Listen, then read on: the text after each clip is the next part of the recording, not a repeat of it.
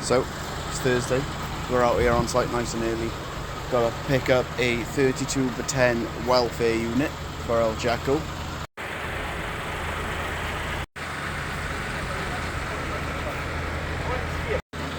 If I've shortened my chains on the two sides that they need to be shortened on because of the generator and stuff, this should pick up fairly level. But we'll give it a test lift now and see how it goes. So we've shortened the chains and they're shortened to near enough perfection. Generator side,